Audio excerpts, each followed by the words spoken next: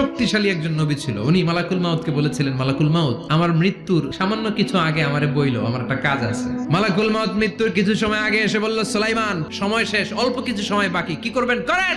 সাইয়েদনা সুলাইমান জিনদেরকে ডাকলো, ও জিনেরা, বিশাল একটা প্রজেক্ট আছে, প্রজেক্টে কাজ শুরু করো। আর কিছু জিনকে বলল, চারদিকে গ্লাস ফিটিং করা একটা রুম বানাও। সাইয়েদনা সুলাইমান আলাইহিস সালাম গ্লাস ফিটিং করা রুমের ভেতরে ঢুকলেন। এই রুমে ঢুকার দরজা নাই, হাতে একটা লাঠি নিলেন, লাঠির মধ্যে ভর করে দাঁড়িয়ে রইলেন আর জিনদের দিকে তাকিয়ে রইলেন। জিনেরা এত বদমাশ ছিল, সাইয়েদনা সুলাইমান দাঁড়িয়ে না থাকলে কাজ করতো না, দাঁড়ায় না থাকলে আজও লোকজন কাজ করতে চায় না, ঠিক কিনা?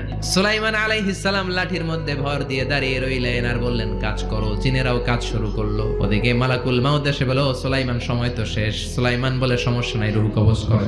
মালাকুল মাউত ওইভাবে লাঠিতে ভর দেওয়া অবস্থায়, দারুণ অবস্থায় সাইয়েদনা সুলাইমান আলাইহিস সালামের রূহ কবজ করে নিলেন। উনি এমন ভাবে দাঁড়িয়েছেন, রূহ চলে গেল, লাশ হয়ে দাঁড়িয়ে রইলেন।